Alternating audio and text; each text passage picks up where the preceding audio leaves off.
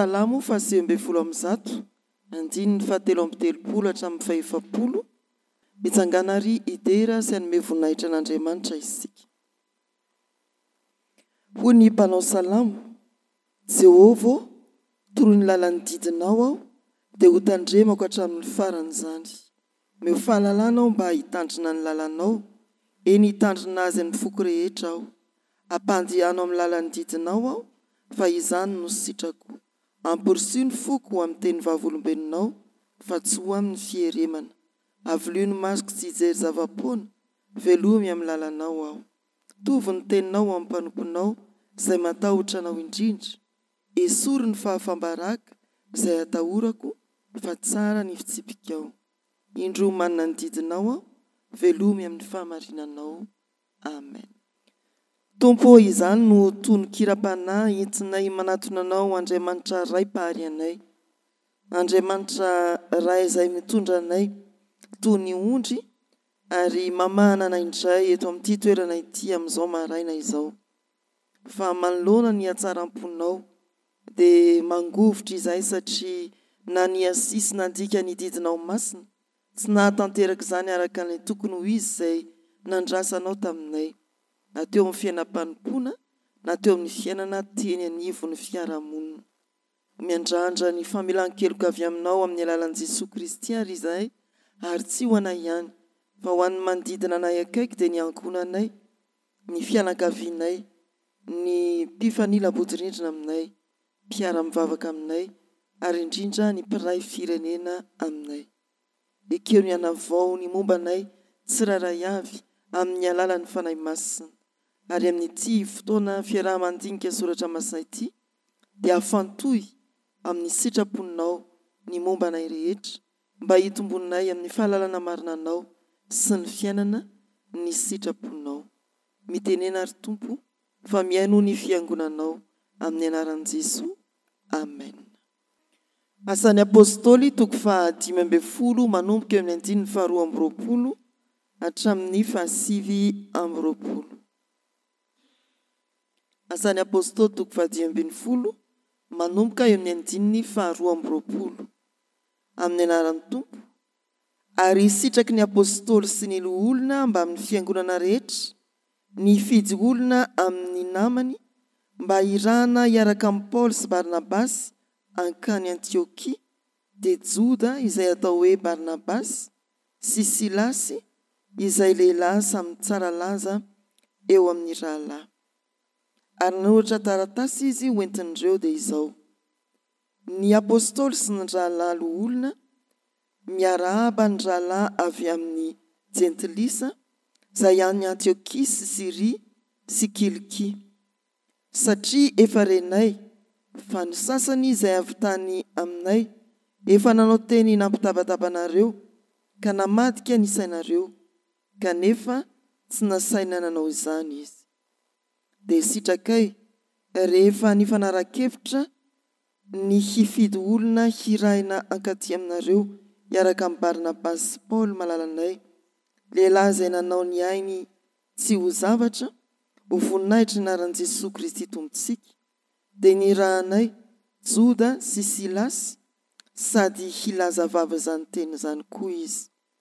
Fa sitraky ny fanahy masina sy izahay tsy ampitondra enta-mavesatra anareo, afa-tsy izao zavatra tsy maintsy ho tanterahana izao ihany, dia ny hifadianareo, ny enaterina misampy sy ny rà sy ny zavatra kendaina ary mijangajangana. Raha mahatandry tena hifady izany ianareo dia ho soa. Veloma ianareo. Amen. Ray Masino, manamasina anay amin'ny fahamarinana, ny teninao no fahamarinana. Amen. Ny fanahinao masina tokoa ny ry Tompo anazava anay, ahitana indray ny taratry ny teninao, mba ho fanilo ny tongotra sy ho fanazavana ny lalanay izany teninao izany. Miarah aminay fa tsy hay fanahinana na ino izay raha tafasaraka aminao, amin'ny anaran'i Jesosy.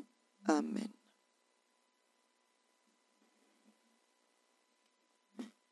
Voaingana izay asan'ny apôstôly izay na ho ary amerindesona kely isika tamin'ny heriny io Tao amin'ny asany apôstôly toko faefatra ambin'ny folo sika izay mitantara ny fiafaran'ny 10 misionera voalohany nataon'ny Paul niaraka tamin'ny Barnabasy izy tamin'izay. Inona ny zavatra azontsika lazaina momba ny asan'ny apôstôly? Ny fiovam-pon'ny Saoly. Zavatra ngezabe ampandin-tenantsika ny asan'ny apôstôly toko 7. Anontanianantsika hoe mba taizany Damaskosinao, tsy efa napetraka tamintsika, tsy efa natao tamintsika izay fanontaniana izay. Mba taizany ny fiovam-ponao teny an-dalana ve? Radia am-piangonana ve? Tany amin'ny toeram-piasana ve? Taiza ianao ny vangin'ny tompoka niova fitodika, izany hoe raha tsy niraharaha fiangonana taloha na tsy nieritreritra izay hanompo an'Andriamanitra dia tonga nanompo an'Andriamanitra. Mila fantatra izany. Oviana ary taiza. Ny Paul dia mazava tsara ny fitantarany ary ny averiny indroa izy io ao amin'ny soratra masina. Ankoatr'izay inona koa? Ny asan'ny apôstôly toko 2 izay mitantara nanomezana ny fanahy masina sy ny toy ny asan'i Jesoa teo ambany fitarihan'ny fanahy masina. Fiandohan'ny asan'ny fanahy masina hoy ny namantsika ao amin'ny asan'ny apôstôly toko 2. Inona koa?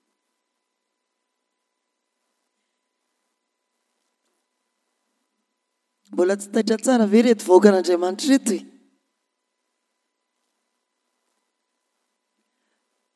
Iny lazao ankapobeny fa voaingany sika ny resaka momba ny asan'ny apôstôly. Teny amin'ny mahavokovoko mangazokoa io ray aman-dreny io. Ao amin'ny asan'ny apôstôly toko 2 dia lazain'ny hafa manodidina fa mamy divay ireo olona ireo retirety. Lazainy teo koa ny hoe ny fiainan'ny fiangonana ny fanenjehana. Ny fiangonana voalohany dia voaravaka ny fanenjehana. Raha mamaky ny tantaran'ny fiangonana sika dia tena habibiana tsy roa aman-tany mihitsy izany fanenjehana izany. Efa nolazaina tamintsika teto tamin'ny fotoan'andro ihany no hoe misy izany hoe ny kristianina dia ndahakoditra dia mbola dorana indray avy eo na raha koa fa nahody biby dia alefa ao anatin'ny kianjan'ny sirika dia miady amin'ny biby ao izy heverin'ilay biby hoe biby tokony adiana dia romotromotra ao izy. Ohatr'izany ny fampijaliana. Misy natao hoe jiro teny amin'ny lapa-panjakana rehefa manao fety ny fanjakana. Dorana teny amin'ny lapa-panjakana atao jiro fa tsy hoe mandoro pneu akory. Ndao indray ary tsika. Aiza ilay sekoly lahy dia 720 re. Aiza ho aiza izay? Aiza ho aiza ao amin'ny asan'ny apôstôly izay?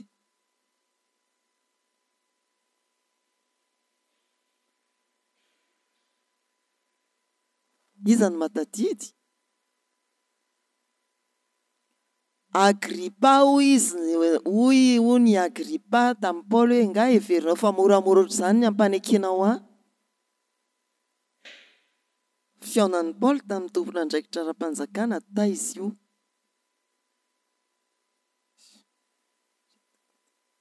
Atao ve ilay 10 misionera faefatra rangahy?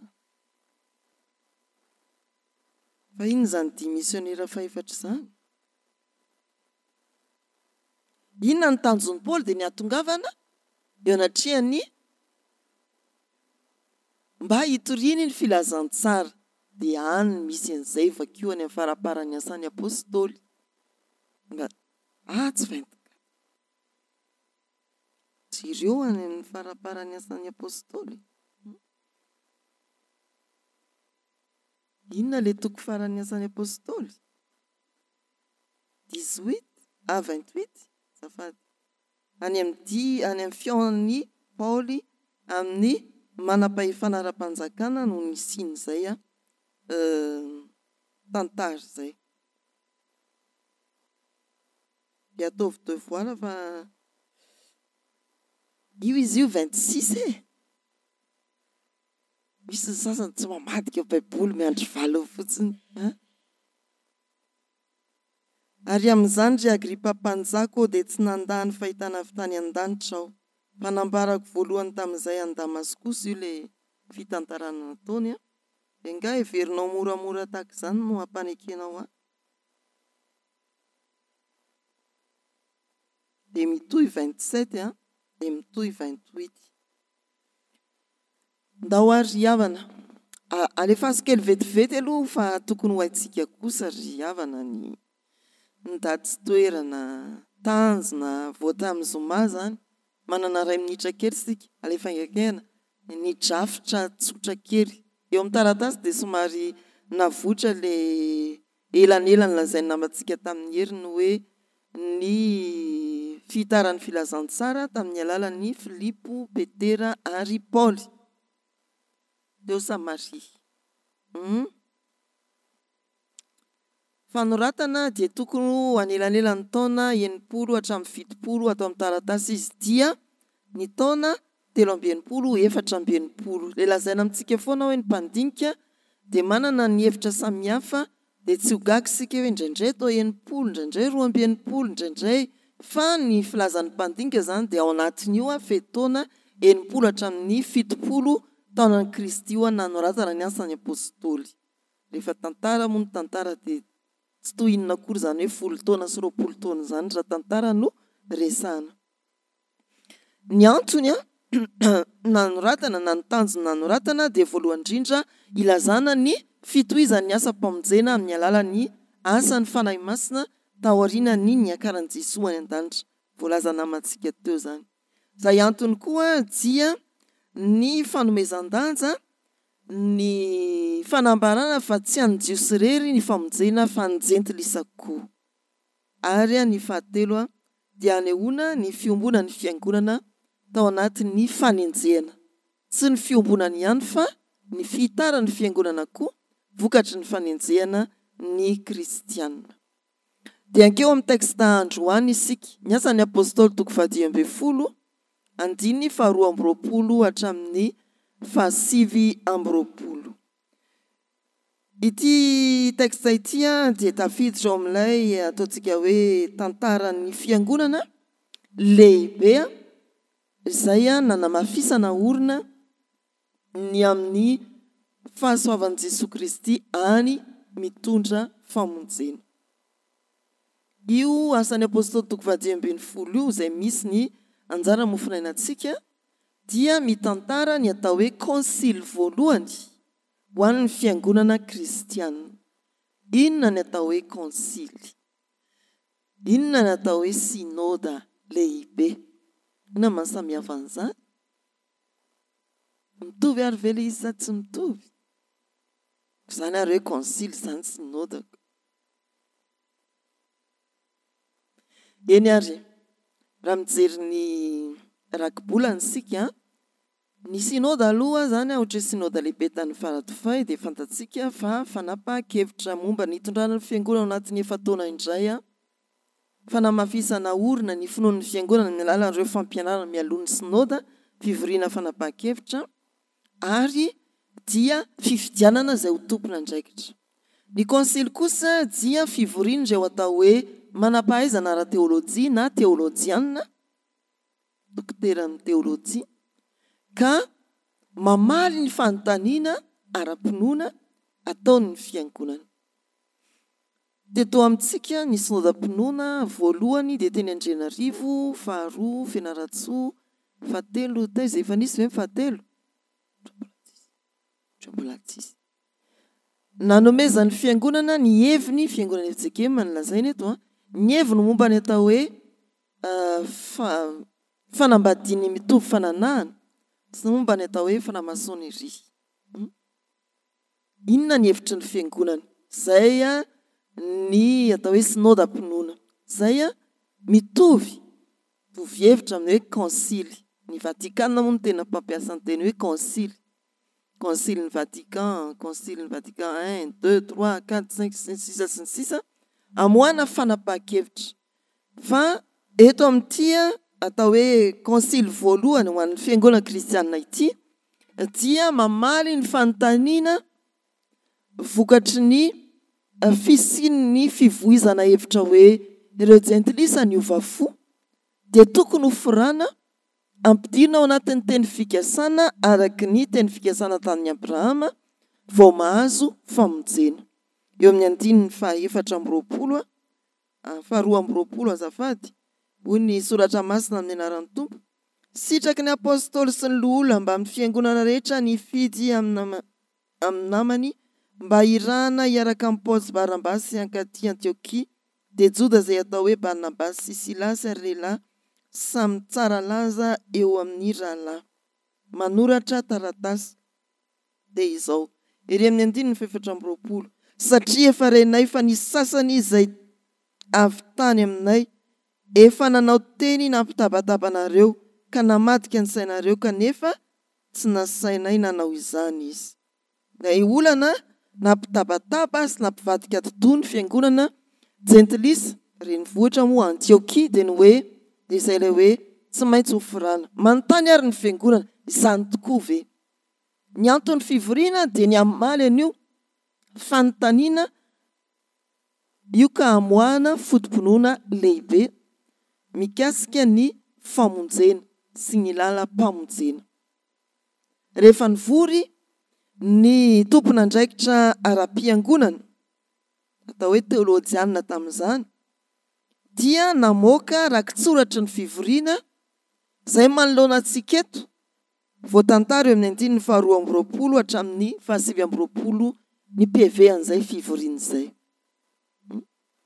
Ny hoe eo amin'ny andininy fahavalo amby roapolo sy fahasivy amby roapolo ny foto-kevitra ao anatin'ilay rakitsoratra nentina an-tanana tamin'ny alalan'ny Paoly sy ry Joda sy Silasy dia ny hoe tsy hanao izay ampitondra enta-mavesatra anareo izahay afa-tsy izao zavatra tsy maintsy ho tandremana izao ihany. Teboka roa efatra ilay izy. Ny fadianareo ny hera aterina amin'ny sampy sy ny ra ny zavatra kendaina ary ny fijangatsangana. Zavapady efatra enaterina amin'ny sampy ny ra ny zavatra kendaina ary ny fijangatsangana. Dia hoy ny tovana manampy an'ireo zavatra efatra ireo. Raha mahatandry tena hifady izany ianareo dia hosoa. Hojerentsika manokana eo andininy fahasivy amby roapolo io satria misy koa mbola mampiroroto-saina antsika ny amin'ireo fifadian'ireo. Ohatrany hoe mandeha ho azy amintsika ilay fijangatsangana izany ve moa atao fa inona mampiroroto-saina antsika ao anatiny io? Le hoe tsy hohanina ny dra. Dia ho jerentsika rehefa avy eo manokana ny andininy fahasivy amby roapolo any amin'ny fanontaniana ho saintsaina ifanakalozana faefatra ilay izy ato amin'ity taratasy ity. Izay zany ty texty dia fitondrana an-tanana milaza ny fitondrana an-tanana ny rakitsoratry ny fivoriana ho valiny fanontaniana izay napetraka tamin'ny manampahaizana ara-teolojia tamin'izany fotoana ray aman-drenimpiangonana momba ny atao hoe famorana. Satria nisy olona niditriditra tany amin'ny fiangonana ny jentilisa mampianatra hoe tsy maintsy forana vao tanteraka amin'ny famonjena ianareo jentilisa. Ny valiny dia hoe tsy ampitondra enta-mavesatra anareo ny amin'izany ny fiangonana fa ireto ihany ndeha ho fadiana. Izay ty texte ry havana. Inona ary ny hevitra mivoatra ao anatin'ny texte? Tsy voasoratra eo misy teboka telo ny hevitra mivoatra fa izay ambara ety ampiantohana dia ny hoe hitantaratra ato anatin'ity texte ity miaingana amin'ny toko faha 10 ny asan'ny fanahy masina izay mampiombona ny fiangonana, ny jentilisa sy ny jiosy. Ny jiosy tonga kristianina sy ny jentilisa tonga kristianina. Asan'ny fanahy masina zany. Fiombona ny fiangonana. Any amin'ny famarana isika dia hiranira fa 520 andininy fahatelo fiangonanao angony efa niraintsika teo ny 790 Jesosy no mpiandry sy ny hoe tabainy ny hevi-diso. Fiombona ny fiangonana fa inona koa taratreto ny fanomezan-danja ny kristianina jentilisa. Any Jerosalema ny natao ny fivoriana fanoheverina manokana ny kristianina jentilisa. Dia hitantsika amin'izany hoe tena efa nisokatra ny fifandraisan'ny fiangonana kristianina tsy ny olon'olona fotsiny tao Jerosalema ny jiosy kristianina fa ny hevitra ny jentilisa sy ny olana araka fotom-pinoana ara-panahy izay natrehan'izy ireo. Zany zavatra mivoatra tao anatin'ity perikopa ity raha atambatra ny 10 manontolo. Fa hitantsika ato voalohany dia ny fifanarahana ara-panahy ao amin'ny fiangonana.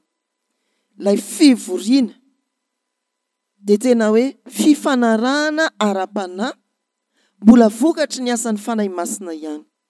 Ilay fivorim-piangonana dia nanehoana fifanarahan'ny mpanompon'Andriamanitra samihafa namoaka hevitra tokana vokatry ny asan'ny fanahin'Andriamanitra. Tsy an'olona iray ny fanapahan-kevitra eo amin'ny fiangonana fa an'olona maro atambatry ny fanahy masina. Fanahy masina izay mitondra ny hevitr'Andriamanitra mandresy lahatra ny mpivory. Io ilay tanterahantsika manomboka any amin'ny ao amin'ny ambaratonga mpitondrana birao mpihevitra raha mpandraifana sany tompo raha tian'ny fiangonana. Raha amin'ny soda-paritany dia birao mpihevitra raha komity lehibe. Raha any amin'ny soda lehibe dia birao mpiandraikitra foibe ary sinoda lehibe. Soda lehibe moa no ambaratonga farany moa ny fandaminana eo anivon'ny fiangonana fijike maraka ny fotodalana sy ny fitsipika. Zao dia ny mpiandraikitra foibe izay misolo tena ny sinoda lehibe anelanelam-potoana no mivory amin'izao herinandro diavintsika izao nanomboka tamin'ny alarobia raha sitrapon'ny tompo dia hifarana ny 5 oktobra. Dia izay zany le izy ao anatin'io tsy hoe hevitry président na hevitry ihany fa ao misy fifandresen-dahatra ngezabe. Dia mivoaka ny fanapahan-kevitra ino no alefa tian'ny any amin'ny soda-paritany izay tiany ary alefa ny soda-paritany tian'ny isam-pitandremana dia hiainantsika miaraka iombonantsika amin'ny fanatanterahana. Ny asa hatarihan'ny fanahy masina mivoatra tokoa ny fanambarana fa ny asan'ny fiangonana dia tarihan'ny fanahy masina. Eo amin'ny andininy 9. Fa sitraky ny fanahy masina sy izahay tsy ampitondra enta-mavesatra nareo.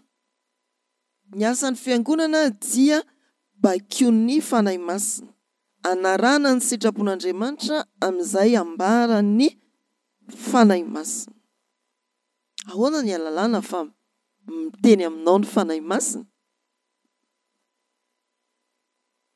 Ny alalàna zany hoy namantsika hoe miteny ny fanahy masina dia satria tsy mikorotana ny fivoriana. Zay ve?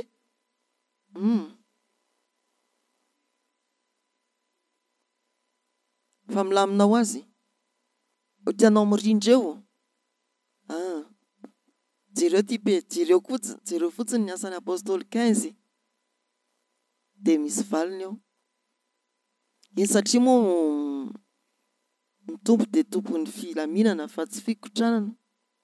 Mety azo atao hoe famantarana izay hoe miasa amin'ny fanahy masina satria na ao aza ny tsy fitovik-hevitra dia maninona milamina foana ny fivoriana. Dahoary vakitsika eny andininy 17 amin'ny anaran'ny tompo.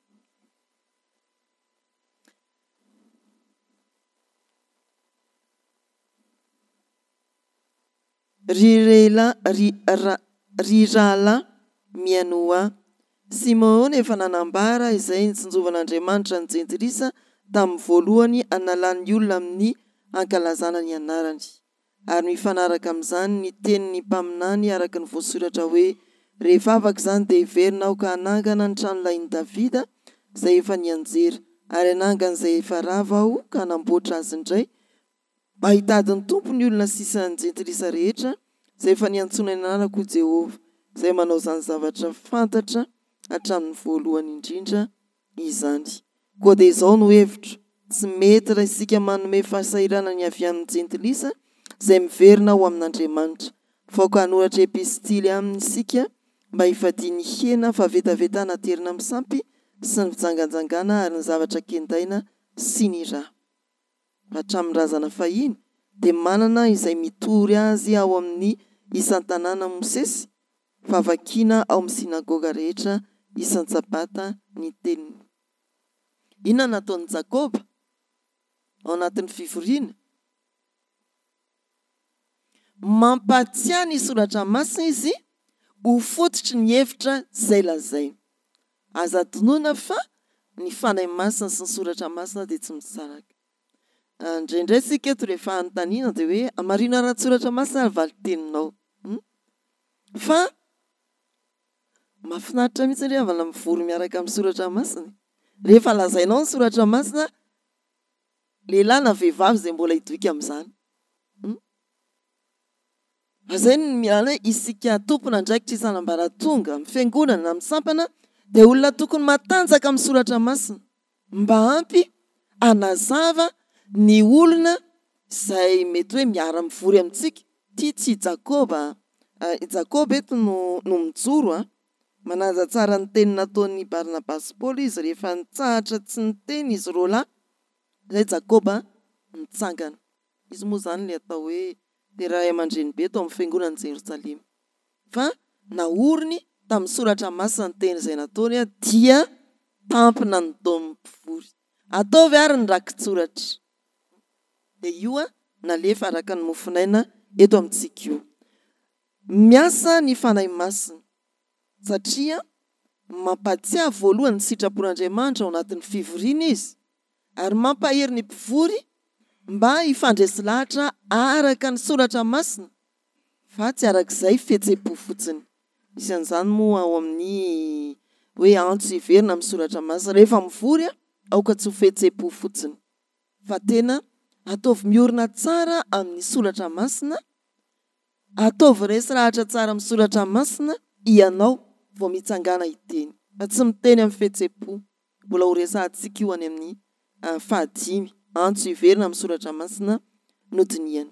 Meteza ho tarihan'ny fanahy masina, ampatsiahanao ny sitrapon'Andriamanitra ny fanahy masina, ampijoro anao hiteny araka ny sitrapon'Andriamanitra ao anatin'ny fivoriana ny fanahy masina. Afatra momba ny fahafahana kristianina. Ato amin'ity anjara mofinaina antsika ity dia tsy nasaina nanaraka ny lalàn'i Mosesy intsony ny jentilisa afa-tsy ireo zavatra efatra izay nilazaina tamintsika tao no hoe fadio ny anaterina amin'ny sampy, ny rà, ny zavatra kendaina ary ny fijangajangana. Izay ny ambaran'ny 19 sy ny 19. Tena namaivanina ny lalàna.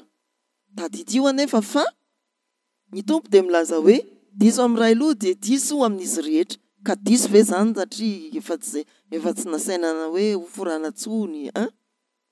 Fa izay ny ilana hoe mila mandinika ny soratra masina sika mba tsy ho tratry ny fandrika na inona ny vy mamay moa, voapetaka ny vy mamay ny fampianarana diso na tsy araka ny soratra masina ninana ambolony fotsiny. Dia ho jerentsika eo hoe aiza ho aiza ao amin'ny soratra masina ary ao amin'ny testameta vaovao misy filazana hoe fadio ny rà. Aiza ho aiza ao amin'ny soratra masina ny misy filazana hoe fadio ny rà any amin'ny testameta taloha. Taiza izy io ny ainga? Naninona izy io napetraka? Dia ho hitantsika eo. Ka maninona Jesosy manao hoe sotroina ity no ràko, sotroinareo rehetra ity. Dia ao andray zany. Okaloha. Zay le any amin'ny fahaefatra hoe ndao ifanakalozana le hevitra mba ahafahantsika mitondra faharesen-dahatra vaovao ateraky ny soratra masina notoniantsika. Ndao antsika inona ny zava-misy ankehitriny manoloana ny texte. Ndao ho tarafina amin'ny alalan'ity soratra masina ity ny fiainantsika kristiana, ny fiainantsika fiangonana. Mbola misy fiangonana ankehitriny miady amin'ny olona mitovy amin'ny teo ihany hoe ohatra hoe fomban-drazana ve sa ny fomba kristianina, fampianaran'ny fiangonana, fomban-drazana ve sa fahafahana kristianina. Mahafantatritsika ohatra izay nanao tafika masina tany anjara soa, mbola maninona ihany, mbola fady tongolo gasy ihany, nefa efa ao am-piangonana. Fa hoy zareo hoe eny amasomaso eny dia tsy miantsiantsy an'izany, fa rehefa nivelany ity tanàna ity kosa hoy izy dia mihinana ihany ireo kristianina ireo. Kisoa sa tongolo gasy kisoa. Rehefa aty Antananarivo izy zany dia mihinana, fa rehefa ao an-tanàna izy dia tsy mampiditra kisoa. Misy fandraisana amin'ilay andininy 720 io, azontsika ve? Mbola misy ny ity zany le amafisana ny hoe biblika ilay izy sa kristianina, dia mbola hiditra any amin'ny andininy 720 ihany sika rehefa avy eo hoe tsy mihina kisoa tsika. Hoy ny antoko-pivavahana hafa, tsika manao hoe mihina kisoa tsika. Tena biblika ve ilay tsy mihina kisoa? Ie, biby maloto ireny hoy ny soratra masina. Dia hoy isika ka izy nge sasana rano madio be mihitsy dia atontono asiana eau de javel. Zany ve ny amalitsika azy? Mbola azo valiana amin'ny soratra masina zany raha tsy teny afa-tsy ny fahitan'ny Petera ny lamba-diravy any ambony nanakorisan'ny karazam-biby rehetra. Misy mihinan-tsokatra ny olona nefa ao anatin'izany ny sokatra, ny crevette, biby tsy azo hohanina ireny, nefa tahaka ny inona ireo rehefa mariazy crevette tsopotsopona any anaty sakafo. Avelantsika any iny fa tena mbola misy zany. Dia mbola hitantsika koa zany hoe tsy voalaza atao amin'reto teboka anankitelo reto fanampiny, mbola misy zany hoe olona mitsofotsofoka any am-piangonana mitondra fampianarana manakorotan-tsaina antsika kristianina, nefa izy tsy nirahana ho anao an'izany akory. Aza hitako ny mpampianatra sekoly alady sasany ka midimiditra mampianatra sekoly alady, zavatra hafa ny ampianarina eo. Amin'izao fotoana izao moa zany misy an'ilay hoe dinika ho an'ireo mpampianatra sekoly alady voahiditra. Misy namana anankiray dia ahoana zany? Sao dia hampianatra zavatra hafa ao ary ianao ty. Za tsy tenina ilay dinika. Tsy izany pastera. Fangaro ao anatin'ny ankonana ny karazana antoko-pivavahana fa izy sisa ny an'ny joro. Izay ny anongotsongosa sao dia mba hitondra zavatra hafa ato ianao. Tsy izany pastera. Zay ilay anton'ilay dinika ry havana. Antiana olazaina dia ny hoe tena mbola misy ny olona ao anatin'ny fiangonana izay mivohy fampianarana izay mandrebireby, mampitabataba hoy ny soratra masina eto. Ahoana izany na dia isika ihany mety tsy atao anatin'ny fiangonana izy fa mety retintsika fotsiny. Fa ahoana ilay tsy mihinana raha ianao ve mba efa nanontany an'izany tamin'ny hafa? Ahoana ilay batise? Ahoana ilay famadihana? Ahoana ilay izao ahoana ilay izao misy an'izay. Ary mbola misy zany ny tany Antiokia sy ny fiangonana ivelan'ny Jiosy, ivelan'ny tao amin'ny faritry Jerosalema dia niasa saina mihitsy izy ireo ohatran'ny tsiraikitra zany ty famonjeny ity raha toka tsy ataony famorana satria izay ny ampiararin'ny reto Jiosy reto atsika. Dia mamaly moa ny konsily araka ny asan'ny apôstôly toko 10 ny tiany olazaina dia hoe mbola misy fampianarana tena manakorotana ny saintsika fiangonana mila hazavaina zany. Io ny antony synodam-pinoana izay nilazaina teo. Ahoana ny fanambadian'ny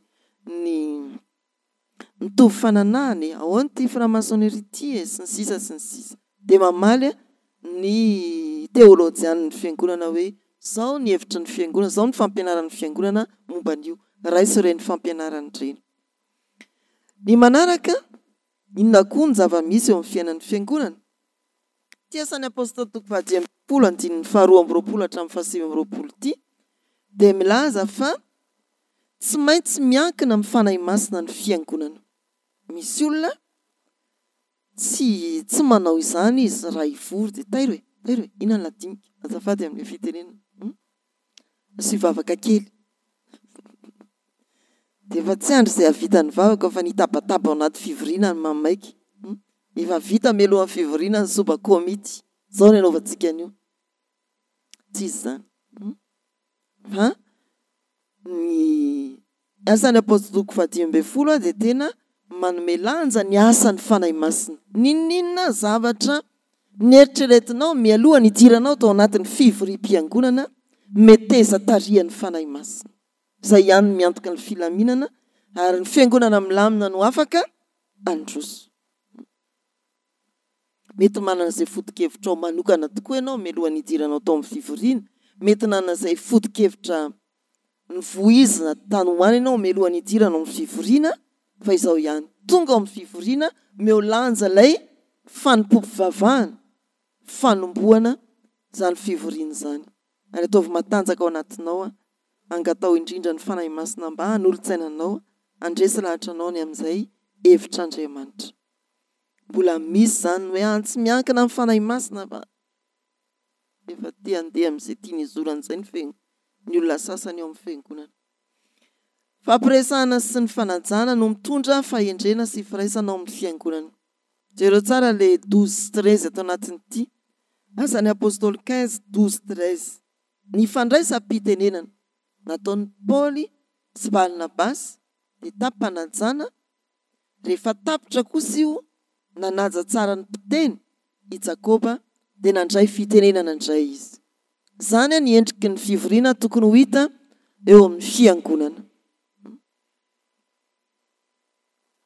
tena hoe enoy tsara le miteny satria miteny ihany na dia ry izay foana moa le mifanakaiky eo mandresy lahatra an'izay eo akaiky eo nefa tsy miteny akory dia lasa tabataba le izy fa arao tsara ny fivoriana enoy tsara izay miteny aoka ao anatin'ny fifanajana sy ny fahendrena no anatanterana fivoriana mba isin'ny firaisampoa ny firaisan-kina sy ny fiombonana mitondra amin'ny fanapahan-kevitra tokana sady iombonana mivoaka eo amin'ny fivoriana zany tsy misy tsony hoe ohatrany tsy nety le nylazain'ny Jakoby iny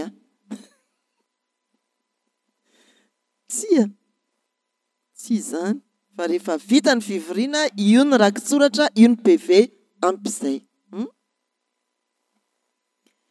fa 5 ary sika izao dia sika hiverina amin'ny soratra masina mba anapa-kevitra miorina amin'ny soratra masina sika fa tsy amin'ny hevitr'olombelona na ny fihetsem-po fotsiny mety mitrangana hoe ao anatin'ny fivoriana misy ladinika mafapana ka miteraka atezerana na alahelo ao anatin'ny fivoriana fa amin'izay dia fehezon'ny fihetsem-pontsika tena mieritreretra tsara meteza hiasan'ny fanahy masina izay mitondra fiadanam-po aza misendondoatra fahatany fa ahoana ho ny taona ny atezerana moa tsy ahitana ny rary moa tsy tadidiko fa ao anatin'ny fivoriana zany tena fehezana ny fihetsem-po na fifaliana na atezerana rehefa fifaliana moa ka misy hevitra ohatrany metimety amin'ny betsaka izay dia miampitehaka atao inona tehaka tsangatanana ilaina ao anaty fivoriana fa tsy tehaka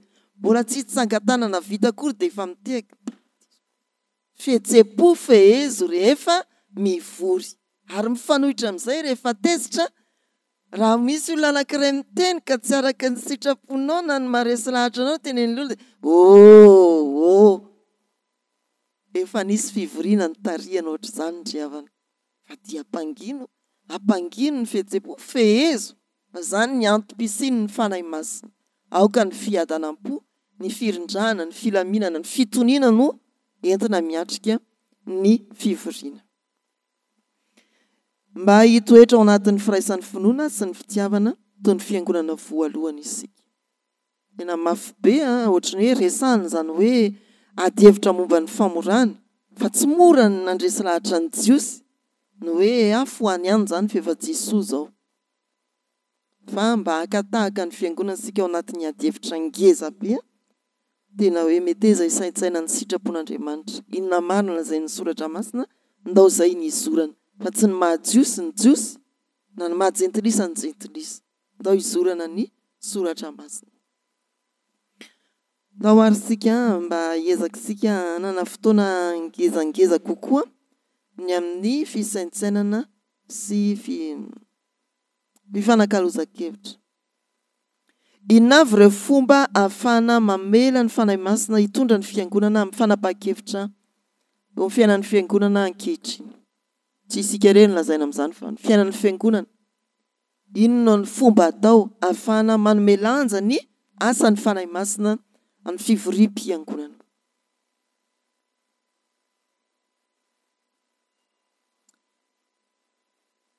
Ny vavaka. Raha ny vorony sôda lehibe zao dia antso avy nandritra ny taonany hoe ento amin'ny bavaka ny sôda lehibe. Ny fandiniana soratra masina. Tsy hoe vonjy tavanandro na fandanim-potoana le hoe misy fanompoam-pivavahana roa melon'ny fivoriana fa tena miantoka ny fanjarian'ny fivoriana indriavana. Ary ohatrany teo zao isaky ny vorona sôda lehibe dia fampianarana aloha araka ny soratra masina mifanitsy amin'ny hevitra ao anatin'ny sôda lehibe. Ohatra zao hoe inona ny hevitry ny hoe maefabe mandrakariva amin'ny asan'ny tompo. Zay ny ifampahelezantsika mandritra ny efa-taona. Nazavaina zany araka ny fotom-pinoana teolojia pratika sy ny sisa nentina zany aloha vao mikatroka fivoriana fa tsy roviana ihany ary amin'ny fifidianana any aloha no manomboka. Fa ny fifidianana zany mbola tany amin'ny andro fahafiry vao fifidianana fa ela be kosa aloha le fifidianana mihoatra ny sasany ladinika sasany. Dia zay le hoe tena mba hanomezan-danja ny fanahy masina ao anatin'ny fivoriam-piangonana, atao zava-dehibe ny fandiniana soratra masina sy ny vavaka. Inona koa no mbola azonareo avaly an'io fanontaniana io? Ny fifantohana amin'ny tanjona. Ohatra hoe ny tanjontsika dia ny ahefabe amin'ny asan'ny tompo. Inona le tanjona hitarihan'ny sôda lehibe atsika? Amin'izao zao amin'ity fivoriana ny mpiandraikitra foibe volana oktobra ity dia hifantoka amin'ny viana apetraky ny filoha indray ny mpiandraikitra foibe ka hanaparika an'izany aty amin'ny any amin'ny sôda-paritany sy aty amin'ny fitandremana dia manatanteraka isika. Ity fivoriana voalohany ity no ametrahan'ny filoha ny viana ho fanatanterahana ny inty maefabe amin'ny asan'ny tompo. Dia reto daholo zany nitarihana antsika fiangonana amin'izany. Tapahan'ny mpiandraikitra foibe dia lasa. Zay ity fiainam-piangonana ity dia nipoitra ny hoe hazakazaka masina voalohany, faharoa, fahatelo, faefatra, fahadimy. Synodà lehibe zao dia nanapaka hoe mitohy ny hazakazaka masina fa mikisaka eo amin'ilay tapany faharoa indray zany amin'ny tanjona hoe maefabe amin'ny asan'ny tompo. Dia ahoana indray ny ampiarana an'izay aty amin'ny isam-pitandremana. Misy viana hipetraka indray zany. Dia tsy gaga isika raha toka efa nanomboka ny iraina indray ny hazakazaka masina. Ny hira famantarana ny hazakazaka fanentanana ny hazakazaka masina satria vita ny synodà lehibe ambaran'ny sôda lehibe fa mitohy ny hazakazaka masina dao indray zany hifanentana amin'ny iriny. Dia mahireza ry havana. Misy 3 minitra kely 10 minitra kely indray zany aloha mialohan'ny liturjia rehetra. Eny ary dia inona koa? Zay tena ataovy zava-dehibe ny fifantohanao amin'ny soratra masina amin'ny fitariana ny fivoriana eo amin'ny fitariana ny fivoriana dia ny vavaka. Fa mialohan'izany tena hoe fiainana mihitsy irery havana ny soratra masina. Rehefa isika ny tompona andraikitra eo amin'ny fanapahan-kevitra kristianina, fanapahan-kevitra momba ny fiangonana, ataovy matanjaka ny soratra masina ao anatinao mba azonao mitantana ny fivoriana na mandray anjara ny fivoriana araka ny sitrapon'Andriamanitra fa tsy araka ny tiantsika fotsiny. Voakasika an'izany na ny mpitarika na ny mpivory. Faharoa ary, ahoana no ampiarantsika firaisan-kina sy fampiresahana hita tamin'ny konsily tao Jerosalema amin'ny fiangonana ankehitriny? Azafady tsy antsika ny fiangonana fa amin'ny fiangonana ankehitriny. Anjiso ny fiangonana. Ahoana ny fomba ampiarantsika ny hoe fahaizana mirahina sy mifampiresaka mitady ny fanapahan-kevitra iombonana ao anatin'ny fivoriana. Rehefa misy miteny dia miaino. Ekena daholo izay hevitra mipitarika. Ny hoe miaino ry havana dia mankatoa.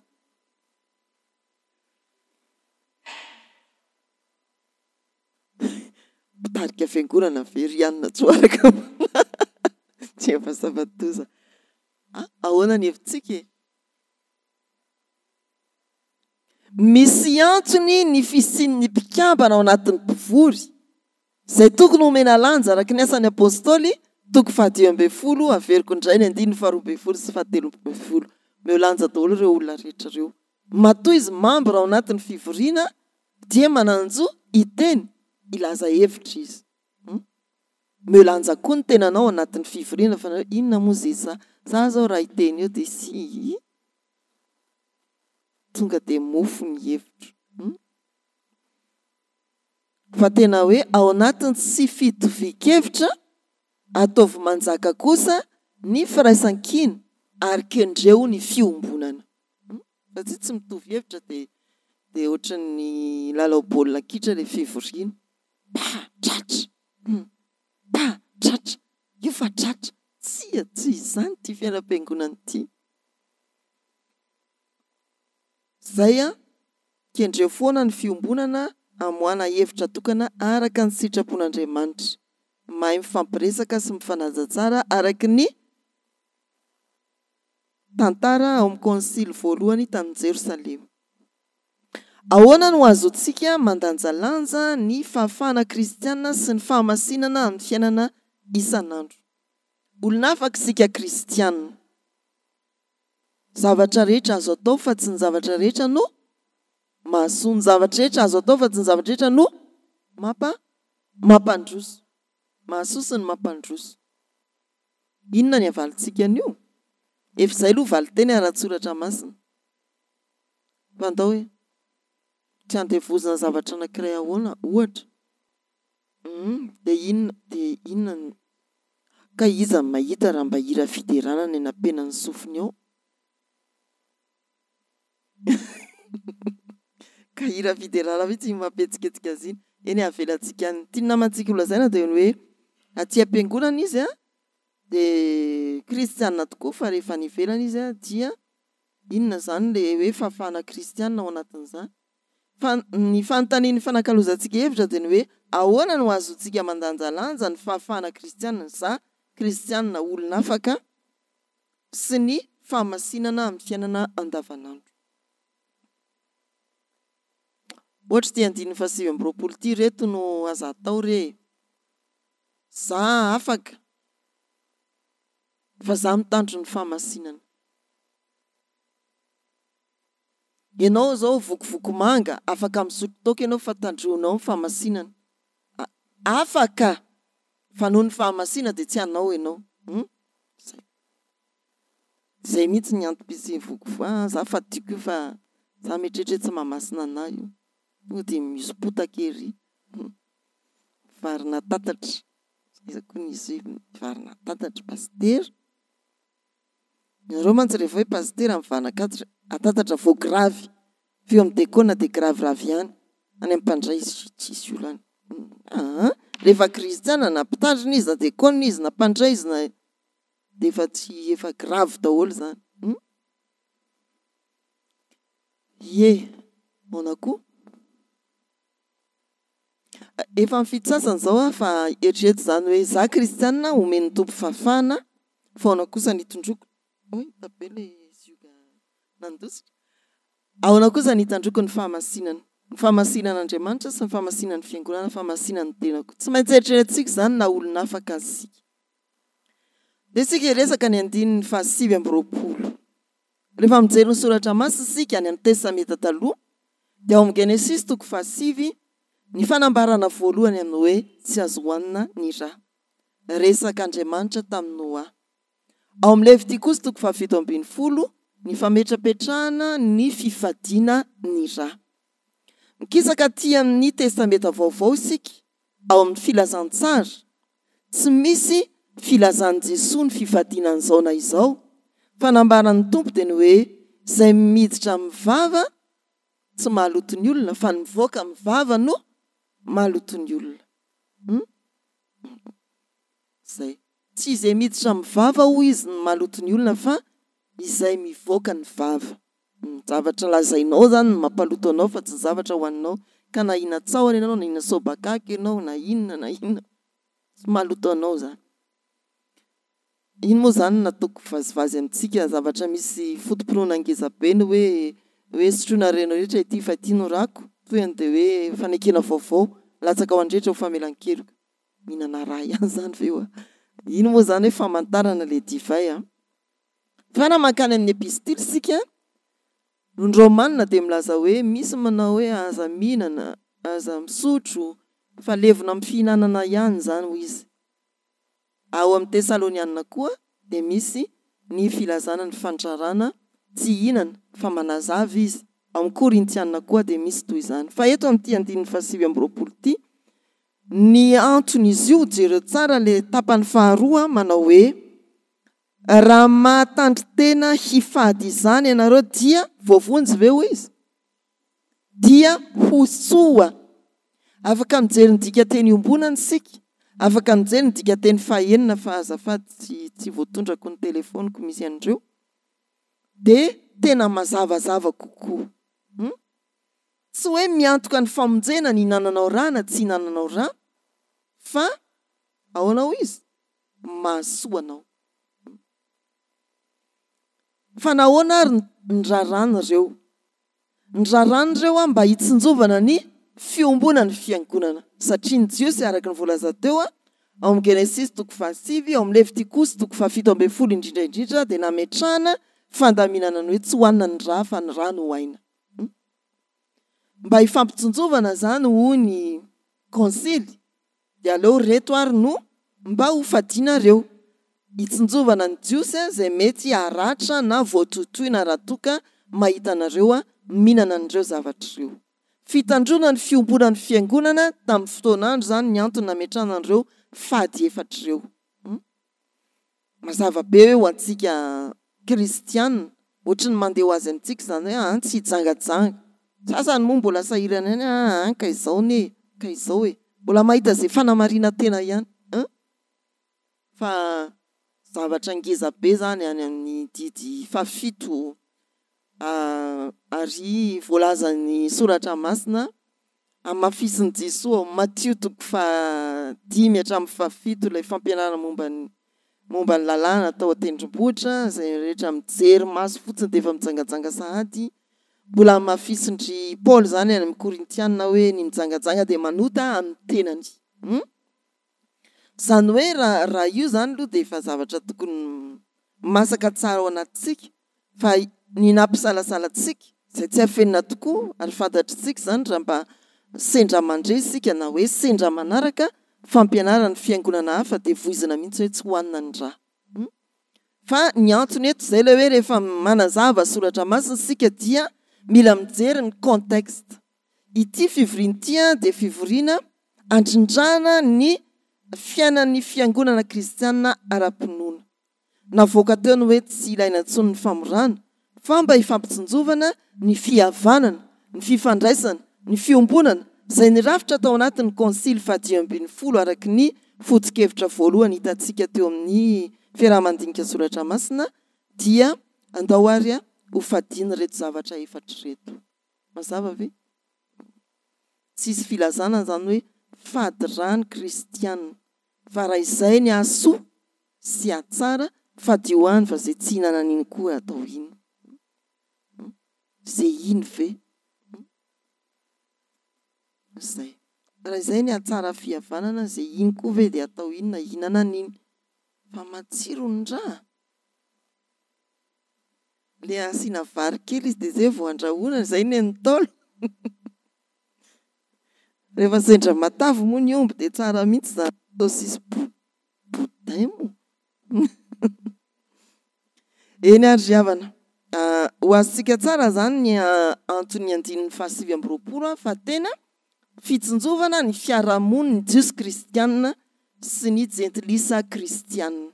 Ahoana ny mba hifandeferana kosa dia mandeha fera re aza mihinana hena aterina amin'ny sampy, aza mihinana rà, aza mihinana hena kendaina fa andao mba hifanatsika, hifampitsinjosika. Efa nandefitra ny jiosy tsy firanonareo dia reto kosa zany mba andeferanareo aza hoaniny tsiry.